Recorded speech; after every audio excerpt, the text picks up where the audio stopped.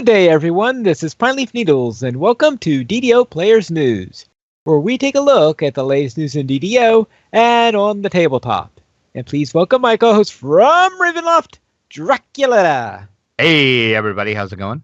Hello, Drac. How are things going at Ravenloft? Still kind of have a touch of the Ravenloft plague, but it is getting better. Oh, is Ravenloft getting snowflakes too?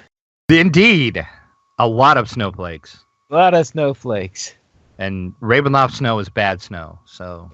Oh, it is. All right. That's all I'll say. Bad, it makes bad it harder snow. to escape the dungeon when you get caught. That's right. It's worse than the Ravenloft mist. So, there you go. Let's head into our game news, and we'll begin with Update 35, where it has reached Lamania. That's right. Over the past weekend, Lamania was up for Update 35, as you said. And, of course, Update 35, the big thing is the Dragonborn. Yay, we can all play fire-breathing dragon-type people. Does that mean, then, that in order to get this, we have to climb High Hrothgar? You know, every time I see Dragonborn, I think about that. And I'm like, oh my god, you got ESO into my DDO. What are you doing? Oh, wait. Different type of Dragonborn. But in their defense, Dragonborns were in Dungeons & Dragons before ESO. So...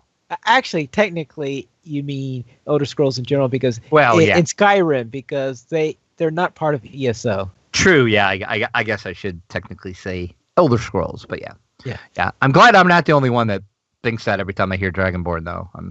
I was like, man, we're gonna have to learn how to say all those like weird dragon things and like do our special power. Oh wait, wrong game. Never mind. Yeah, but now I'm gonna have to be able to fit playing Dragonborn some in my regular schedule. Oh, I know. I'm like, man, I think I'm going to have to delete a character because I think I'm all full. But yeah, right. The Dragonborn is coming in Update 35, and that will be free to VIP. And they did say on one of the live streams that when it does hit live, the price will be comparable to what other special races are. And most of those are, they start at like $9.95 and they go up. So... probably $9.95 once it hits live, but we'll have to see. But free to VIP, though, they did say that. Okay. We'll talk about that in a bit. Also, there is a new raid that is coming, and that was up for preview. It is entitled Riding the Storm Out. It's a pretty sweet name, and from what I was kind of reading on the Lamania threads, it has that name for a reason, but that's all I'll say. I actually haven't seen it because I didn't go on Lamania this time. I'm assuming there'll be another release on Lamania. There usually is. I'll have to go and actually check some of this stuff out. Yeah, unfortunately, for the last couple of weeks, I've been on Bulber for my test time. So testing that other game, eh? Yeah, that other game. And then we are also going to get two new quests. They are entitled The Newcomers and Black and Blue. So those will be included with Update 35 as well. And another thing with Update 35 that I don't remember them ever teasing or talking about at all, but there is something that is going to be called racial reincarnation. Players will now be able to choose to have their characters undergo a racial reincarnation. So if you're tired of being, let's say, a drow, you can racial reincarnate yourself into something else. Oh, they say a Dragonborn?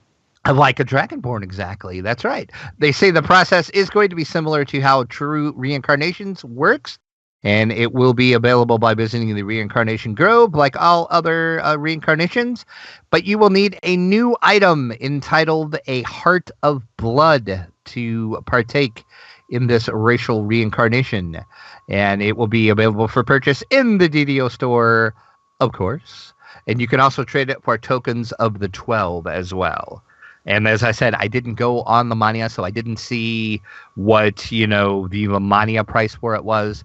Usually that's a fairly decent indication of what the price is going to be on live, because it's usually fairly the same. Now, sometimes it's different.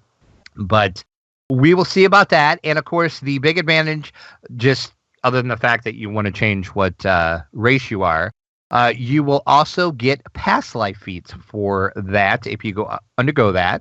Warforged will be a +1 repair, +1 constitution. Drow is a +1 search, +1 intelligence. Dwarf will be a +1 balance, +1 to constitution. Spots and dexterity, a +1 for the elves. Gnomes are going to get the +1 use magic device and +1 to your intelligence. Halflings move silently and dexterity +1. Diplomacy and charisma +1 for the half-elf. Half-orc, intimidate and strength is both at a +1. Human +1 haggle, which I thought was kind of weird, but okay. And +1 wisdom. And Dragonborn is going to be a +1 spellcraft, +1 charisma. So kind of cool, I guess. And I know a lot of players have been asking for this forever. So I'm excited to actually see him do it. And I guess we'll have to see exactly how well it works. Well, okay. Now I'm just trying to figure out why is this, because can't you change your race already when you reincarnate? No, you cannot. You can change everything else. You can change your stats. You can change everything. You can't change your race, though. And people have always wanted to change their race. That's interesting because I know in D&D, on the pen and paper game, that's one of the basic things that gets changed when you reincarnate. Exactly. And I never understood why that wasn't. I don't know if it was like some kind of technical limitation they had at one point that they figured out how to work around or what. I don't know. But yeah, so pretty cool. We can actually do racial reincarnations now. Of course, not on live now. We'll be coming to live soon. Update 35. No release date for that. Oh, and I'm sorry. I sit corrected. Gumsgang is saying, yes, you can for a true reincarnation, but you cannot do it for a lesser. Okay. All right. So you have to do a true to switch that. I didn't think you could at all. So thanks, Gumsgang, for correcting me on that. All right. Yeah, because for a lesser one, I wouldn't have expected that because that's usually almost a change of attributes and stuff like that. But yeah, true reincarnation, because I had thought I changed my race when I did a true reincarnation or something like that. So yeah. Right.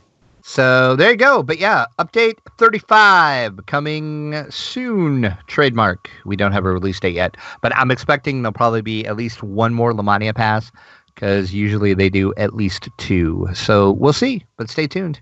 But Dragonborn, they're coming. There's going to be tons of them, just like gnomes. It's going to be Dragon. Does that mean it's going to be Geddon, I guess? Dragonborn Geddon, yes. Dragonbornageddon or something. Yeah, we'll have to come up with a cool thing, and Bonnie's going to have to make us a song for that now, too. Okay. Dragongeddon, yes. Dragongeddon. There you go. So we'll see. But let's head into the DDO Chronicle, issue 228, and that looks like a statue of a Warforged. Yeah, I think he's like mid-dance because I think I see Auto Spear of Irresistible Dance above him. Oh, yes, that does look like an auto up there. AKA the disco ball. So, yeah. I think the Warforged is a dancing in our Chronicle header of the week. In the Chronicle this week, community-wise, Voodoo Spice took a first look at the Dragonborn on the Mania. So if you want to get a little peek of what Dragonborns like, some of their trees, what they look like, check out his video. And I commend Voodoo for getting it out so quick because that video came up, I think, probably a half hour after Lamania first came up. I was actually doing some work, so I was not in my home office at the time. And I seen a tweet of that because I was taking a break and I was checking Twitter. And I thought, my God, man, Lamania just came up. How'd you get that out so fast? And I was going to make a video and I never did. So maybe I will. But I don't know. Voodoo did a good job of it. So great job and way to be speedy, Voodoo. You are the man. In our event section, Joffrey is organizing the March of the Bears, and that is coming up on March 25th. And what this is, it is a protest in-game. They want to bring bear dye to the game. This has been a thing. This has been a thing a while now, especially on the weekly Wednesday Twitch channel. We have been talking about if you're kind of in that Twitch channel. Watch Quite a Bit on Wednesdays. People have been wanting bear dyes. People want to dye their bears. So Joffrey is organizing the March of the Bears, and that is taking place once again. I said in-game on March 25th, and that will be on the Caneth server. So you will want if you're on Caneth, check it out. If you're not on Caneth, go ahead and roll up a tune just to see a ton of bears marching through Storm Reach Market, protesting that we cannot dye our bears. So we'll see if it works. Good luck, Jeffrey, on your protest, and I hope we get bear dye because I don't really care about bear dye. I just want wolf dye. So if we get the bear dye, I want wolf because, yes, I want to make my wolf red. Go figure. Yeah, well, let's see. I know that in Lotro, a Bjorning, the color of the bear depends on the color of the hair of the character. Ah. So, yes. So we'll see. And then I can't remember. Well, see, I've never really turned into a bear. I always do wolves. But I know wolves is like you just have your basic 2 wolves. You have your little tiny gray wolf. And then once you get to level, I think it's 7, you can do a winter wolf. But see, I want a red wolf because, reasons. And also the event section, the Munchkin Summer Games are approaching. So if you want to take part, I should say, in the Munchkin Summer Games, they are coming. Click over and to get more information about this wonderful event that happens every year during the summer. Thousands of little... Well, see, now there's going to be gnomes, probably. Well, last year it was just halflings, but see, gnomes are small, so they can partake in the Munchkin Summer Games as well. Weren't gnomes have been around last summer? When did Gnomegeddon happen? I can't remember. I thought that was... Maybe they were. Yeah, that was probably last spring, maybe. Yeah. I'd have to look, but so yes. So Munchkin Summer Games coming up. Fan site news section of our Chronicle this week. DDO Cast has a review of Update 34, so check that out. The damsels of DDO are challenging themselves in Reaper difficulty. Watch this episode to see the damsels run Reaper. That is all I'm going to say. All you need to know is damsels and Reaper, and that should explain everything. Even is taking a look at her new pet rock, so click over and check that out. Even though just can't stop collecting pets. When there's a new pet, she has to have it. She has a sickness, and her sickness is creature companions. And I think she now owns every one of them that is available. I think she finally got to all of them. Whee! That is crazy. And then Mickey is continuing her teaching series, and she's telling you how you can go ahead and flag for the Codex and the Shroud. And our Chronicle comment of the week this week is, what dance needs to be turned into a DDO emote? What dance needs to be turned into a DDO emote? That's, I'm just trying to come up with a crossover point for a dance I'd be familiar with dances you'd be familiar with. I see, yeah. I mean, especially since most of the dances that I'm more familiar with are set type dances, which usually are done with 2 to 4 couples. Oh, okay. And so therefore turning that into an emote isn't exactly the easiest thing. So how about let's see if I get the... Oh my goodness gracious, I can't even get the name right of the one I am thinking of. Well, while you're thinking of that, I will give my answer. And the first thing that popped into my mind when I read this was the Michael Jackson Thriller dance. That would be amazing. And I know Pine Leaf's like, what's that? But I'll have to send you a link to the dance so you can see. All I'm saying is my Pale Master would kill it doing the Michael Jackson Thriller dance. Awesome. All right. I'm right now thinking of one of those scenes where from Riverdance, where you have the guy tapping away, or is that from Lord of the Dance, which was, Riverdance, Lord of the Dance, same difference. Yeah, it's very similar to each other. So you're counting where he's going on showing off, hands raised, going, yeah! Right. I could probably see there's an emote. And Evil Pine Leaf in the chat room is saying that the Gungam style is their jam. And again, Pine Leaf is like, what's that? So, yeah. That's what's great about Pine Leaf is he really doesn't know any pop culture references. So we talk about all this stuff, and he's like, I have no idea what you guys are talking about. But okay. Let's see. But now... What's also great about you, Pine Leaf, though, I could mention a dance from the 18th century, and you could tell me everything I need to know about that dance, when it was, why it was invented, and who first did it. But yet you don't know the Michael Jackson Thriller dance. That's what makes you great, Pine Leaf. I sense a little bit of hyperbole there, but you are right. I probably am more likely to recognize an 18th century dance than a Michael Jackson dance. Exactly. So we have this blue dragon then in the screenshot of the week. That's right. Our official screenshot of the week is from Hyperin. He unlocks the true potential of his blue dragon heritage in the 308th official DDO screenshot of the week.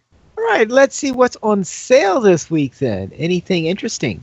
We have some good stuff this week at 25% off in the DDO store. Slayer Count Boost. We have the Select Shared Storage, Jewels of Fortune, and the Treasure Hunters Elixirs, all at 25% off this week. Our free sample of the week through the 16th is a Greater Elixir of Angel's Tears. You will get one of those with the coupon code ANGELHELP. One per account, so choose wisely. Now, concerning Angel Tears, I guess it's one of those things that, because it's not exactly a common item, I never know whether the thing that is plaguing me at the moment is suitable for Angel Tears or not, so I wind up never using them. It depends what you have affecting you, because Angel Tears will remove like any ability damage. It'll also remove like curses, blindness, confused, daze, dazzled, exhaustion, stuff like that. So it by the time I finish reading the list, it's over. The dot has already wore off of you. So yeah. I use them if I have them, because I usually get them in Daily Dice a lot, actually. Right. And of course, when they're the free samples, I get them. It's not something that I will rush out to the store and buy per se, because they're not that great. But as long as you're getting them for free anyway, I mean, why not use them?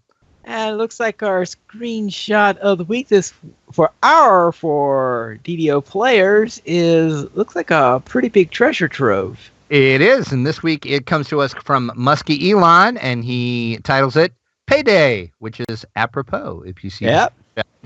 And I was trying to figure out what quest that's from, and I don't know if I know which quest that's from. This almost looks more like, has it been put in through some sort of a filter, because it looks more like a painting than it does look like a screenshot. It does look really good, so I don't know. I'll have to send him an email and ask him exactly where the screenshot was taken. But if you have a screenshot you would like to see featured on our site, you can do so. Send us the screenshot, your character name, and a snappy little title for it. If not, I'll come up with one at podcast@ddoplayers.com. And a little bit of good news that we have is that the DDO player site issues have been fixed. Really? Yes, they have. Thank God. It only took me 3 hours and something of my life to get everything working again.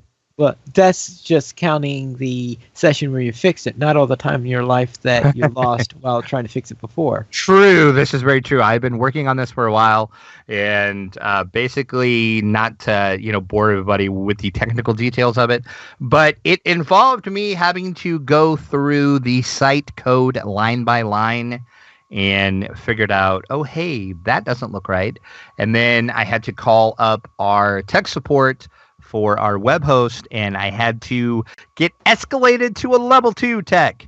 So if any of you knows what that means, that is serious business when you get to the level 2 tech. So yeah, and kind of the stuff I found out, and me being in IT, I kind of had some ideas what the problem was. And it was kind of a combination of some issues on our back end, just some weird programming things in our code, and also something on our host. So between the two of us, and as I said, about 3 hours of my life, it is now fixed. So when we post now, the post actually show up on the site right away and not 24 hours later as it was taking them. And also, if you reply to a post and after it gets approved, it shows up right away as well. Good. So it's really nice to actually go to the site and actually see an updated site and see all the posts. Because I would go and I'm like, okay, I know there's like 3 posts that went. Why aren't they showing up? Oh, this is frustrating. So yeah. So fixed. We're good to go. So if you visit the site, you will be up to the minute on our sites now, and you won't have to do these strange workarounds that we came up with. There was 3 or 4 different workarounds you could do that were just really annoying me. So I finally just took the time one day and decided to get it fixed. Yay! So let's see what's coming in from the dungeon, where D&D Beyond Digital Tools are coming this summer. Yes, Wizards of the Coast is ready to dip their little toe back into the digital tool realm once again. It's been quite a while. They had some stuff for the edition that shall not be named as part of the D&D Insider. You could do a lot of this stuff. They kept saying, because people were asking them, when are we going to get a character builder for 5e? When are we going to get, this for 5e? So we can, use it on our iPads or on our phones or on the computers. And Wizards always was like, we're looking into it. We're looking into it. Well, on Sunday afternoon at PAX East, they decided, hey, you know what? Now is a good time to announce this. So, yes, Sunday afternoon, this was announced. And I was like, what the what? What? You're announcing something on a Sunday afternoon? Are you crazy, Wizards? But they announced D&D Beyond. And what this is, they are billing it as a game management tool. D&D Beyond will be an official rules compendium, the official character builder, and an official character sheet. And from the looks of it, it's designed to make it a lot easier for you to look up rules on the fly and update your characters on the fly as you play. Wizards of the Coast is partnering with the company that is called Curse. And they are a media company that is owned by Twitch, if you did not know that. And Curse has been around for quite a while. Curse started out as a way to keep up to date on WoW plugins. And they started building some WoW tools and stuff like that. And then Curse kind of branched off into other things.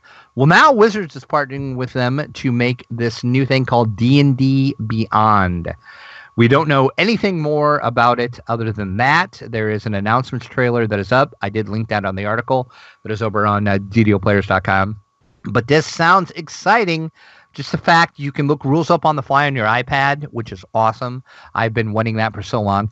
I'm still going to go on the record right now and say, Wizards, you need to make official PDFs of your books. Why are you not doing that yet? I don't understand. I know the answer because I've contacted our contacts at Wizards many times. I've asked, give me an official statement on official Wizard PDFs of 5e stuff. We will never do it because of piracy. Other companies are doing it. I'm sure they get pirated, but everybody gets pirated these days. But come on, Wizard. But at least this is a step in the right direction because you will be able to look up rules on the fly, and you will have your character builder, and you can have your character sheet digitally on your phone or your iPad or a computer or whatever you have with you at the table. So I'm excited about this. It's a start. No pricing has been announced yet, so I guess it depends on the pricing. We'll see how expensive it is. But you can head over to the official site right now, which is DND, and that is the letter N and not the ampersand, dndbeyond.com, and you can sign up for the beta. No official announcement when the beta will start, but at least you can get your name on the beta list and you can play with it when it comes out. But it looks exciting and awesome, and I'm glad Wizards is doing it. I just really, really hope that they will look at maybe doing the books. And the Evil Punleaf in our chat is saying Curse ruined the entire Minecraft modding scene. So good luck with your by buying all the major Minecraft modding launchers or something? Yeah, I don't know. Let's see if he actually answers why. But he just says, I'm not joking either, sadly. So apparently Curse did something bad with Minecraft. But I know there's a lot of people that kind of have bad feelings about Curse for several things they have done over the past. And I hate to say it, but I think it got worse when Twitch bought them.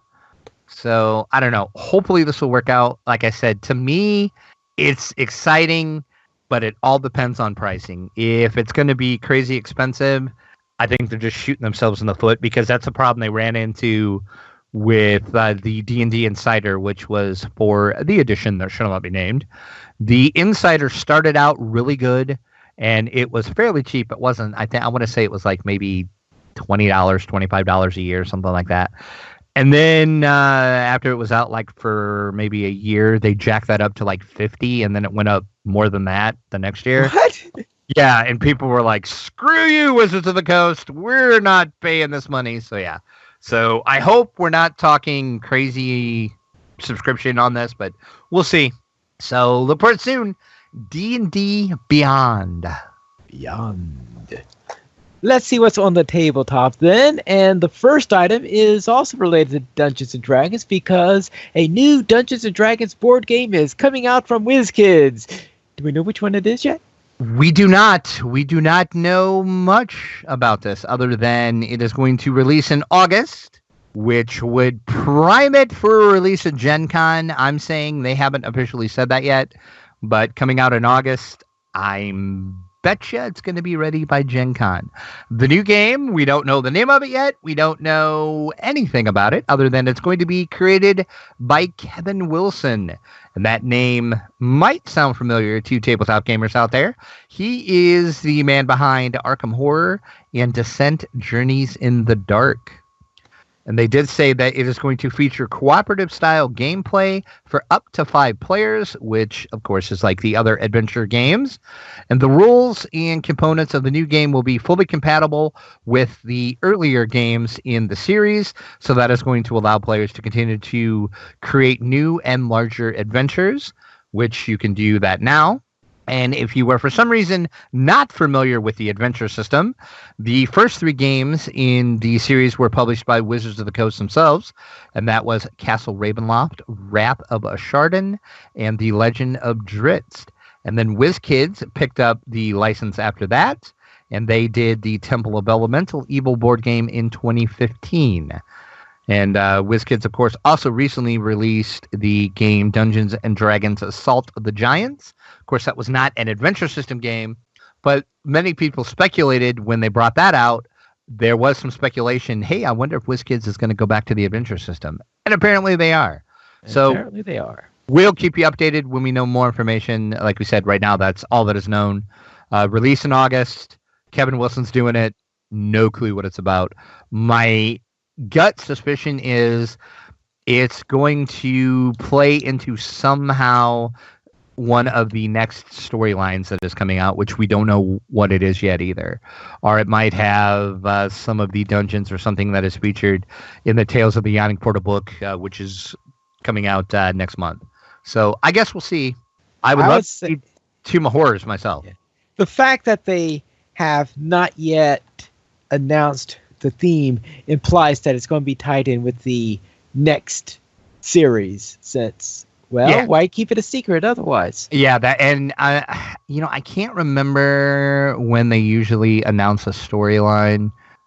So I'm wondering if maybe by Gen Con we'll know what the next storyline is going to be. So that, again, what I'll tie in. So right now it's all just speculation. There's all sorts of people giving their guesses. So I guess we'll see. Like I said, I'd love to see Tomb of Horrors. That would be awesome. But I just don't think Tomb of Horrors will fit. That would be hard to do for an adventure system game and a co-op game for sure. But it'd be fun, though. Just don't expect to win. Exactly. Expect to die. Lots. Lots, yes. Also, the IDW teams with Atari to make a tabletop game based on Atari classics. You're kidding. And this made me say, what the hell are they thinking? But yeah, that's pretty much IWD and Atari are joining forces, and they are going to make board games off of the classic Atari games, Centipede, Asteroids, and Missile Command. Centipede, Asteroids, and Missile Command. Let that sink in just for a second. Centipede, Asteroids, and Missile Command. They are headed to the tabletop by the way of designer John Gilmore, who is the co-designer on the Dead of Winter game.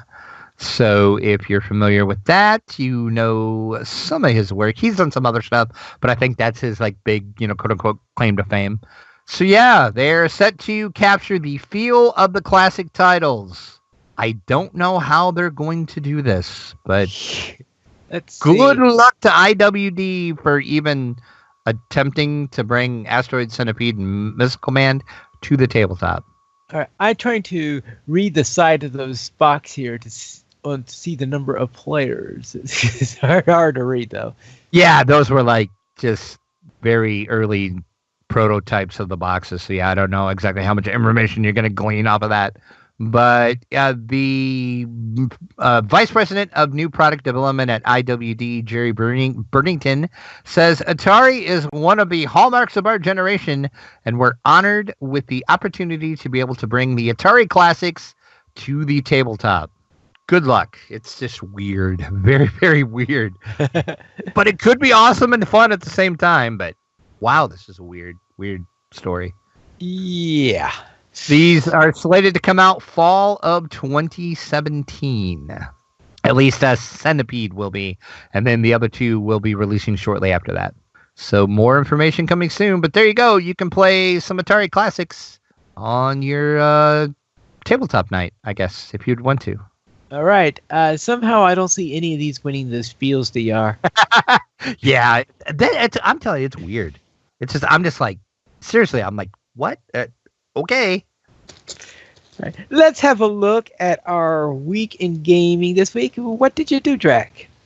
Well, I will let you talk about what we did, but the static group I am in with Mythery, Sabajade, Rentapone, and CAD, we met. We haven't met it's been a long time since we played, so it was fun to get in and play with all of them again, but unfortunately, Sabajade could not join. She was feeling a little under the weather. So we were trying to figure out, okay, what are we going to do so we won't gain a lot of levels? We won't jump too far ahead of her. We were talking about not playing at all, but then we decided, no, it's been a long time since we played. So we decided to do Tower of Frost. We did that on hard. Didn't have any problems with that. I love that quest. That is such a fun quest. And then we did Memoirs of an Illusionary Larcener. Did that on hard as well. And then we were trying to decide, because we had a little time left in the time block that we block off for this, and we decided, okay, we'll just go into Giant Hold, and we'll just do a couple Slayers. So we did some of the Slayers and the Explorers, and then we found ourselves by the Trial by Fire dungeon. So we may or may not have done that dungeon on Elite. I'm saying may or may not because as soon as we may or may not have done it, we all said, Sab is going to kill us for doing this without her. So I'm not saying we actually did do that. We may or may not have did Trial by Fire. Mm-hmm. And a ton of Slayers and Explorers, allegedly. Allegedly, of course. Of course. And then that's really all I did this week. So what were you up to, and what did we do when we played, Pinely? I'll start with my human monk, my past artificer there, who went to Sawdust Isle and finished that off, so therefore did the Fane of the Six quests and the Sanctum quests. And let's just say, because the Fane of the Six quests are at level 9 and the Sanctum quests are at level 10, and I was at level 8, let's just say a couple of pieces of cake got me up to the right levels at the right time. Nice. So therefore I went to level 9, did the level 9 ones, then when the quest jumped to level 10, then I jumped appropriately. Then with you on my No More Lock, we went into the Menace of the Underdark, where we did the Spinner of Shadows, Beyond the Rift, and then the Mask of Deception. And when we went to the Mask of Deception, we went inside, touched our toes, and the entire dungeon came running after us. Yeah, it was insane. Because I guess the reason why we did that is after we got over to Evening Star, I was, looking at the quest. I'm like, okay, what are we going to do? We have time for probably a medium length quest. And Pineleaf, if you've listened to the show before, Pineleaf does not like Wayloon at all. So we're like skipping all of the Wayloon quest. So I was trying to find a quest, and I'm like, oh, we can go into Mask of Deception. That quest is fairly easy, not that difficult. We can, get in, knock it out, and get out. So yeah, we hop in there. We were fine at the beginning. We went into the building, still didn't have that big of a problem. We turned a corner, and as soon as we turned that corner, we were instantly at orange dungeon alert. Yeah. And like one of the mobs opened a doorway, and as Primate said, I swear the whole dungeon came flooding out of that room into that hallway.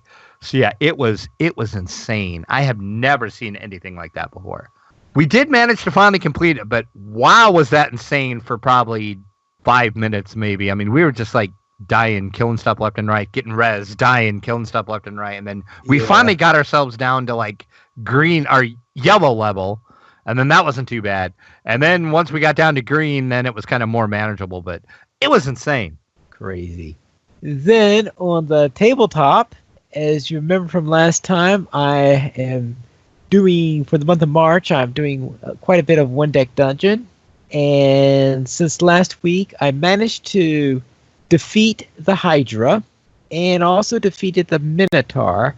And with the Minotaur, I must have been lucky on how the things I picked up, because I happened to pick up the things that was giving me too many strength points from what I was thinking at the time. But by the time I got to the boss fight, I realized that, yeah, an overabundance of strength was exactly what I needed for that boss fight. And I was just shocked when I came out and won that boss fight. Yeah, it's like, but yeah. So therefore, I managed to get 2 more bosses under my belt and complete I have 2 more bosses that I still need to beat before the end of March, and we'll see, because the Lich, I finally had a chance to try the Lich dungeon today, and that thing, I was taking a beating through it as it was, and then halfway through it I realized, oh yes, when you hit the second level, you're supposed to throw away any 2s you roll. So I was like, oh great. Which makes it even tougher. Yeah, I eventually got ripped apart by that thing, and I looked at the boss fight, and that boss fight looks like it's going to be tough when I finally make it that far. Well, it makes sense. It is a Lich, after all. Yeah. So therefore, that would be a challenge for that. Now, I did get 2 other games that I played there. One of them was the Castle Burgundy, the card game, and so I was learning how to play that, and I don't think I was exactly too effective, because learning how to play that game, there is a bit of a learning curve in learning what you're supposed to do and the like. So yeah, the first time you play it, you're probably going to forget to take a few of your advantages as you go along that you earn. But it looked like a pretty fun game. I did watch a video of the full version of Castles of Burgundy, the original board game, and I could see how they are related to each other, but I have a feeling that I'm not going to get as long as well with the full board game, so I think I'll just play the card game when I am interested in Castles of Burgundy. And the other one is a new game that I just received since the last show, and that is my copy of the Dresden Files cooperative card game. That from the Kickstarter? Yeah. Okay, yep. Yeah, so the Kickstarter copies had just arrived, and at first I was playing through there, so it's like, okay, this seems to be a fairly straightforward game. Yeah, this seems easy. Then I eventually found out, oh, that's what the challenge is. Nice. This is a game where, at least especially in solo mode, you really have to plan out in advance, because you've got 3 characters, 6 cards each. You might get 1 or 2 extra cards during the course of the game, but don't hold your breath to get them. So you really got to plan your strategy out in advance and right in order to do it. And obviously, since I was just getting to learn the game, I had not quite gotten the hang of doing that. So I have to go and play it a few more times when I have a chance to see if I can win a game. And on Minecraft, I finally finished my rendition of the Lighthouse of Pharos, which was probably the largest project I ever did in Minecraft. And how long did that take you total? Because it seems like it didn't take you very long, unless you've been working on it a lot longer than I think you have. I've been working on it for about 2 months. Oh, okay. You were working on it way longer than I thought you were then. Yeah, because I think I started it just before the hiatus. Oh, okay. I guess I didn't realize you did. So, wow. 2 months, huh? Yeah. Yeah, and I mentioned it twice on Academy field trips after school. So yeah, 2 months I would say is about how long it took me. So how tall is it in game? In game, let's see, about now I made it reasonably close to the size of the real one, and that is about 9,600, about 112 meters is I think what I was shooting for. Good grief. That's insane. Yeah, and you don't want to fall off from the top. Yeah, I'm sure you probably don't. Yeah. So yeah, so I did that, and I don't know if I'm ever going to do anything quite that huge, but I might do something like a build of a village or something like that. But a village will include several smaller buildings instead of one big, huge building like the lighthouses.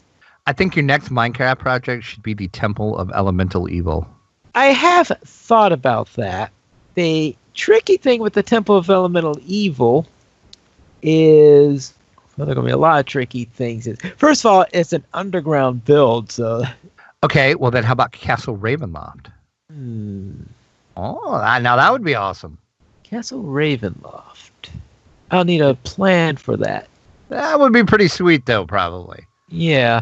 I have to, because unfortunately I'm not going to be particularly familiar with that dungeon until after October. Ah, gotcha.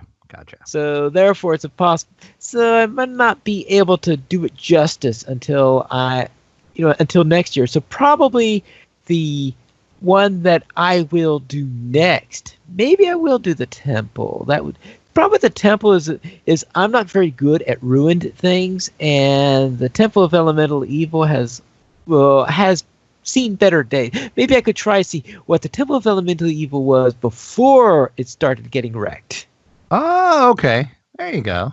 That might be an idea. The biggest thing about doing something like that justice is, of course, the scaling. Though I have to think on to see what I can do on that, because usually they have 10 by 10 foot squares, which is about 3. We'll call that 3 meters. So yeah, it might be possible. We'll see about that, but I'm not going to do that until after the server I'm on. They're thinking of resetting when the next version of Minecraft comes out, so I'm not going to be starting any big, huge projects now. I'll probably save that for the next season of the server. We currently have 22 supporters on Patreon. If you'd like to help support DDO players, simply go to the donations page where you can support the Players Alliance on Patreon. There you'll find rewards, including a mention on the podcast of your choice, or even be a guest with us for an episode of DDO Players News. We did not have any emails this week, but if you'd like to send us one, you could send it to podcast@ddoplayers.com. You could also follow us at Twitter, the Players Alliance @PlayersAlly, DDO Players @DDO Players, Draculetta @Draculetta_72, and Pineleaf @Pineleaf Needles. The Players Alliance has 3 live shows every Monday at 8:30 p.m. U.S. Eastern Time. We have DDO Players News. On the first and third Fridays at 11 p.m. U.S. Eastern Time, we have XP Quest, and on Saturdays at 8:30 p.m. U.S. Eastern Time, we have Lojo Players News. You can join us for our live shows at ddoplayers.com/live. And that is all for tonight, and this is Pineleaf Needles reminding you to quest responsibly.